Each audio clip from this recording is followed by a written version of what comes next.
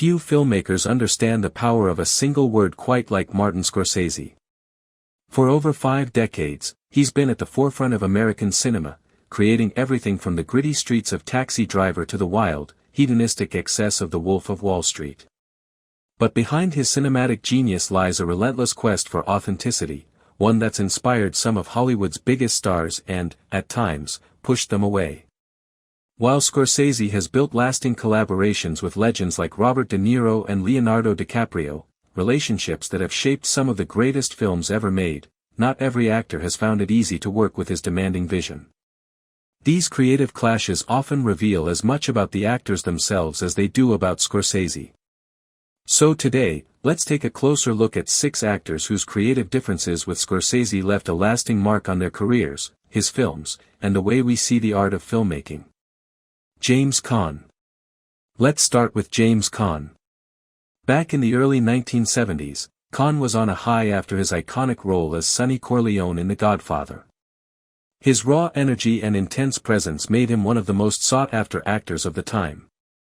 Scorsese, working on a deeply personal project called Italian American about his family's immigrant roots, thought Caan would be perfect for the role. At first, it seemed like a match made in cinematic heaven, 2 passionate artists eager to bring this story to life. But things quickly unraveled. Caan was all about improvisation, he liked to dive headfirst into a scene and see what happened. Scorsese, on the other hand, was obsessed with structure and precision, wanting every moment to be just right. During one rehearsal, the clash between their styles came to a head. Words flew, tempers flared, and by the end of it, the project was shelved. It's one of those great Hollywood what-ifs. We'll never know what might have been if these two had found a way to work together. But it also shows us how Scorsese has always been willing to make tough decisions in the name of authenticity. Mark Wahlberg. Next, let's talk about Mark Wahlberg. In The Departed, Wahlberg played the sharp-tongued, no-nonsense Staff Sergeant Dignam, a role that gave him some of the most unforgettable lines in the movie. His performance was electric and even earned him an Oscar nomination. But behind the scenes, Wahlberg and Scorsese didn't always see eye to eye. Scorsese loves subtlety. He wants every character to have layers and depth, to feel real and authentic. Wahlberg, though, brought a raw, aggressive energy that wasn't always what Scorsese had envisioned. As Scorsese once said, sometimes an actor gives you exactly what audiences want, rather than what the character needs. Wahlberg's performance was thrilling, but it didn't always fit the tone Scorsese was aiming for. Even though Wahlberg's performance was a hit with audiences, he wasn't invited back for future projects. It's a reminder that in Scorsese's world, a great performance isn't just about energy, it's about finding that perfect balance between character and story. Julia Roberts. Julia Roberts, one of the most beloved stars in Hollywood, was once considered for a role in The Age of Innocence. This film, set in the 19th century, is all about love, betrayal, and the rigid rules of high society in old New York. Roberts' natural, modern style clashed with Scorsese's obsession with historical accuracy.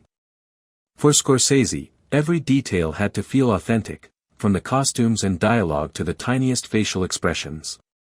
But Roberts felt constrained by this.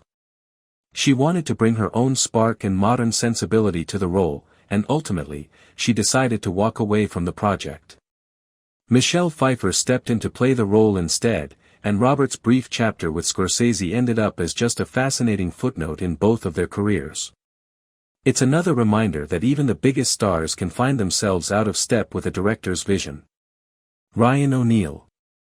Before Robert De Niro took on the role of Jake LaMotta in Raging Bull, Ryan O'Neal was actually considered for the part. O'Neal was a big star at the time, known for his charming screen presence. But Raging Bull was no ordinary film. It was a raw, unflinching look at a man consumed by rage and self-destruction. When O'Neal suggested softening LaMotta's violent nature, Scorsese immediately ended the meeting. He didn't want a sanitized version of LaMotta, he wanted the brutal truth. This moment really captures what sets Scorsese apart. He's not interested in making his characters likable or easy to watch. He's interested in making them real, flaws and all. Winona Ryder. Winona Ryder did get to work with Scorsese in The Age of Innocence, and her performance as May Welland earned her an Oscar nomination. But even here, there was a lot of tension. Ryder saw May as a vulnerable young woman, someone caught in a world she couldn't fully understand. Scorsese, though, wanted her to play May as more calculating, someone who understood the rules of that world all too well. Their clash on set left Ryder feeling disconnected from the role. After the film's release, Ryder even distanced herself from the promotional tour, a clear sign of how intense and challenging the experience had been. But again, it shows just how far Scorsese will go to bring his vision to life. He's willing to push actors out of their comfort zones to get there. Jim Carrey. Finally, let's talk about Jim Carrey. In the late 1990s, Carrey was attached to star in a biopic about Howard Hughes, a project Scorsese had been dreaming about for years. Carrey's high-energy, improvisational style seemed like a great fit for the larger-than-life figure of Hughes.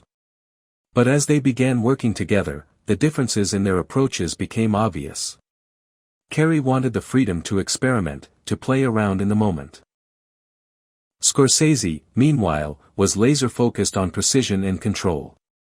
Eventually, Carrey left the project, and Leonardo DiCaprio stepped in to star in The Aviator.